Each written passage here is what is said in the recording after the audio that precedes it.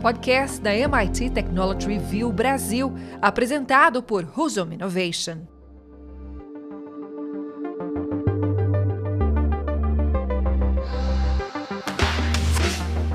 Olá, sejam bem-vindos e bem-vindas a mais um episódio do podcast Energy Center da MIT Technology Review Brasil. Eu sou Hudson Mendonça, editor executivo da MIT Technology Review e sócio fundador da Husum Innovation. Para me acompanhar em mais uma conversa sobre o futuro da transição energética, estou aqui com Tomás Gomes, jornalista especializado em negócio e inovação e parceiro da Husum Innovation. E aí, Tomás, tudo certo? Fala, Hudson, tudo certo, e você? Bom, vamos lá então para mais um episódio do nosso podcast, né? Dessa vez a gente está com um tema que é crucial não só, né, para o tema de transição energética, mas para a formação de um futuro mais sustentável como um todo, né? A gente vai falar hoje sobre o mercado de captura de carbono. Estou muito animado para essa conversa, vamos nessa. Hudson, vamos começar pelo básico aqui então. Para quem não conhece nada sobre o assunto, o que é e como funciona o movimento e os processos de captura de carbono, né? Quais são as oportunidades que esse cenário apresenta e quais são os impactos sobre os movimentos de transição energética que a gente já está vendo agora? Bom, Tomás, então, captura de carbono é um processo super importante. Ele é a base de uma outra revolução da transição energética, que não é o incremento das renováveis, mas a redução do carbono emitido, né, do saldo de carbono emitido pelas fontes que hoje emitem carbono, como o próprio petróleo, carvão e até gás natural e outras fontes também. A parte de bioeconomia também se privilegia um pouco dessa tipo de tecnologia. A gente está falando de um mercado enorme. Hoje, a população global emite cerca de 34 bilhões de toneladas de dióxido de carbono, né, o CO2, todo ano. E existem várias tecnologias que podem fazer com que esse carbono, que hoje é lançado para a atmosfera, ele volte para ser armazenado ou até reutilizado de alguma forma. Então, a sigla mais comum que o pessoal usa para isso é o CCS, que é Carbon Capture and Storage, que é a captura e armazenamento de carbono. Então, você simplesmente pega o carbono que está colocado aí na atmosfera e usa algumas tecnologias para capturar e armazenar ele em algum lugar. Muito comum fazer isso na indústria de petróleo. A Petrobras, por exemplo, uma líder nesse segmento, faz isso com excelência, né? Ou seja, pega o carbono que está no ar e joga depois de novo para armazenar. Você também tem a outra aplicação, que é o CCUS, né? O de utilização, é que quando você, além de capturar esse carbono e armazenar, você usa para alguma coisa. Por exemplo, fertilizantes, algumas aplicações, você faz com que esse carbono tenha uma aplicação diferente, né, da que é hoje a poluição do ar através de emissões de carbono, de CO2 na atmosfera. Você também tem, né, o BECCS, né, que é a captura de carbono usando bioenergia. O que é super interessante nessa tecnologia é que você consegue, às vezes, fazer um sistema negativo em carbono. Ou seja, você consegue capturar, porque, né, as plantas elas consomem carbono no processo de crescimento dela, então você consegue ter um sistema em que você captura mais carbono do que gera. Então é algo que é realmente fundamental aí para o impacto dessa tecnologia, né, e da transição energética. E por fim, tem uma sigla mais recente que tem sido usada, que é o DACCS, né, que é a captura direta no ar. Um dos grandes emissores de carbono são as companhias aéreas. Elas consomem muito, gastam muito combustível, né, queimam muito combustível os aviões para voar. Então existe um consórcio de algumas empresas do setor aéreo que tem aplicado algumas tecnologias de filtros e ventiladores de alta potência para capturar o carbono emitido por eles mesmos em pleno ar. Então são outros tipos de conjuntos de tecnologias que são capazes de fazer essa diferença, né? E por que esse movimento é super importante? Como a gente disse, o Bill Wallace, um professor do MIT, tem um artigo até bastante antigo, um artigo de 2007, em que ele faz uma análise onde ele mostra que você reduzir o saldo de carbono emitido pela indústria de petróleo em 1% é um impacto positivo para o meio ambiente maior do que quase toda a geração de energia renovável. Então a gente fala sempre em vamos gerar mais energia renovável, mas você descarbonizar as energias que hoje não são renováveis, de fontes fósseis, é algo muito importante e muito positivamente impactante para o mercado. Então isso no contexto da transição energética é fundamental e é crítico você pensar em como descarbonizar o que a gente já usa hoje como fonte de combustíveis fósseis na atmosfera. Legal, Hudson. Você falou agora, né, bastante sobre o potencial, né, e os impactos que esse movimento pode ter, mas na prática, como é que essa pauta vem se desenrolando no Brasil e no mundo, né? Aí, começando pelo Brasil, como é que a gente está posicionado nesse cenário e quais são os impactos, né, que os movimentos, tecnologias e soluções de captura de carbono podem ter na nossa economia hoje?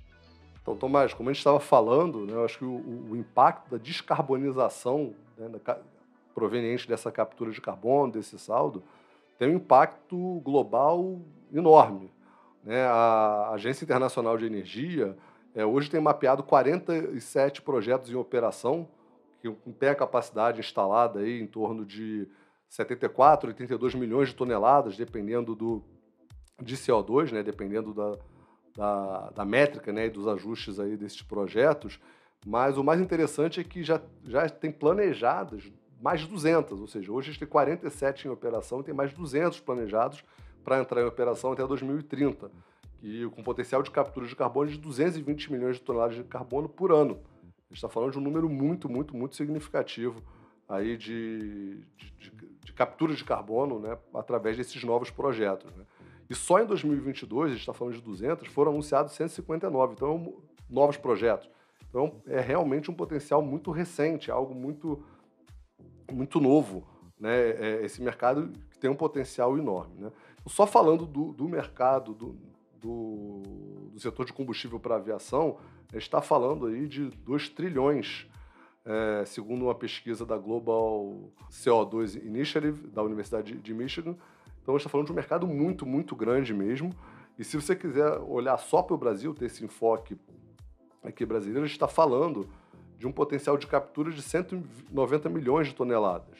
O Brasil tem um potencial de ser um dos líderes globais nessa tecnologia, e isso é um mercado, falando em números financeiros, segundo a CCS Brasil, de 20 bilhões de dólares por ano. Então é um mercado muito significativo em todos os sentidos, né? Tanto na transição energética, na redução do impacto que o CO2 gera na atmosfera, como financeiro, né? A gente sempre fala do tripé da sustentabilidade, né? O pessoal hoje tem falado muito em ESG, eu gosto muito de usar também o antigo, né? Que é o econômico, ambiental e social. Então a gente está falando aí de um impacto muito positivo ambiental, social, obviamente, uma geração de emprego grande, é uma cadeia grande, mas também econômico, né? Eu acho que isso é o que faz a gente conseguir lá no Triple Bottom Line avançar mais rapidamente nessas tecnologias, né? Então, acho que como diferencial do Brasil, a gente tem, obviamente, um potencial de extração de petróleo muito grande. O Brasil tem uma posição de liderança, né, no mercado de produção de óleo e gás, ainda mais com a questão da margem equatorial vindo aí. A gente tem a produção lá do pré-sal, mas também tem toda uma área nova de exploração ali na margem equatorial. E, sem dúvida, usando essas tecnologias de captura de carbono, a gente conseguiria fazer com que o Brasil fosse o petróleo mais verde, né, do mundo. Ou seja, o petróleo vai gerar o carbono, só que você captura e neutraliza boa parte dessas emissões. Legal. E para a gente, né, começar também a tangibilizar e aterrissar a nossa conversa aqui, né, para o que a gente já está vendo, que está impactando a vida das pessoas, das empresas, do meio ambiente, queria que você comentasse assim, alguns casos, né, do que a gente tem visto de mais interessante por aí. Seja no Brasil, no mundo. Você comentou, né, ali no começo da nossa conversa, por exemplo, sobre a Petrobras, né? Eu queria que você compartilhasse aí alguns cases interessantes. Não, legal. Tomás, a Petrobras, né, ela usa bastante essa questão da reinjeção de carbono dentro dos poços, né, de petróleo dela já há bastante tempo. Ela é pioneira nesse tipo de tecnologia e eles têm uma dupla função, essa reinjeção de carbono nos poços de petróleo. A primeira é a função que a gente mais está conversando aqui nesse episódio, que é a questão da redução do impacto ambiental do carbono emitido pelo queima de combustíveis fósseis, mas também tem uma outra função super importante, que é o aumento da produtividade. Então você demora mais para abandonar os poços de petróleo, porque quando você reinjeta o CO2 no campo de petróleo, você aumenta a pressão daquele campo e consegue extrair mais petróleo, o que aumenta a eficiência e, por consequência, também aumenta, né, diminui o impacto ambiental. Né? A gente sempre gosta de lembrar que a redução do impacto ambiental também tem uma dimensão de eficiência muito grande, ou seja, você conseguir extrair o máximo de potencial com o mínimo de consumo de recursos possíveis. Então você tem essa dupla função que é super importante. Né? A Air Company, lá nos Estados Unidos, também é um caso internacional super interessante, né? Ela fabrica álcool a partir de dióxido de carbono, né, com sistema de destilação inspirado na fotossíntese, que funciona como uma espécie de energia renovável, ou seja, você consegue usar esse carbono que é emitido por outras fontes para fazer, né, um sistema fechado. Então, esses dois casos acho que são casos interessantes para a gente aqui ilustrar, né, o potencial, né, que a Petrobras tem, que a Air Company tem, de fazer essa emissão. O número da Petrobras interessante é que em 2022 ela conseguiu reinjetar 10,6 milhões de toneladas. Né? Então, um número, né, bastante significativo aí no contexto da captura de carbono. Impressionante esses números que você apresentou, mas agora eu queria também levar a nossa conversa aqui para dois pontos que são menos abrangentes, mas mais específicos, mas muito importantes para essa discussão, né? Que é o descomissionamento dos campos de extração e os campos depletados. Eu queria que você falasse a importância desses dois movimentos aí no cenário das soluções de tecnologia de captura de carbono. Então, Tomás, acho que essa pergunta ela engloba uma coisa muito importante, que é o que fazer com os poços de petróleo depois que eles acabam.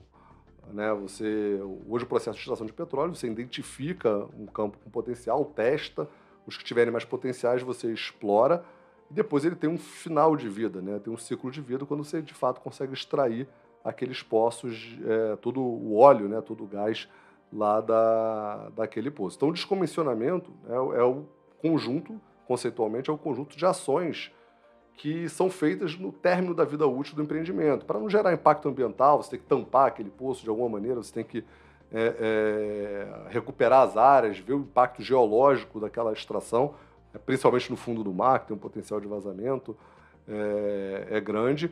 Então, o descomissionamento é todo esse processo de poços. E o que foi identificado como uma super oportunidade, juntando com essas tecnologias de captura de carbono? É que esses poços, né, depletados, né, esses poços que passaram pelo processo de descomissionamento e estão mais vazios, são ótimos tanques para se armazenar oxigênio, já que eles ficam lá fechados, isolados, né, são áreas muito grandes, né, onde tinha muito petróleo ali dentro, você pode simplesmente reinjetar o CO2 ali. Então, muitas empresas, muitas iniciativas ao redor do mundo têm utilizado esses poços, né, esses poços descomissionados, depletados, como estoques, como uma área em que você vai poder capturar, com alguma das tecnologias que a gente já conversou, carbono, colocar ali dentro, e aquele carbono está novamente como era na época, antes, quando era na forma de petróleo, armazenado ali. Então ele volta para um lugar que não polui a atmosfera, né, e está armazenado numa área segura e eventualmente pode até ser utilizado. Né? A gente fala sempre dessa agenda ESG, né, do potencial de geração de renda. Você armazenando o carbono ali, o carbono é uma matéria-prima para diversas outras aplicações, né, em diversas outras áreas. Aquilo ali está armazenado como um grande estoque. Se amanhã for viável e factível economicamente ou tiver uma oportunidade, você pode usar aquele poço, né, descomissionado, né, aqueles campos depletados, como uma reserva para gerar matéria-prima para a produção de outras aplicações, né? Você colocar ali outras aplicações. Então, essa questão de juntar esse desafio, eu acho que no contexto brasileiro isso é ainda mais importante, porque a gente passa por um processo, o período atual é um processo que está começando a ter muitos descomissionamentos, né? Os poços de petróleo têm uma vida útil e vários estão acabando agora essa vida útil, então você vai gerar uma série de movimentos, tanto de descomissionamento como de utilização, né, desses campos depletados. Né?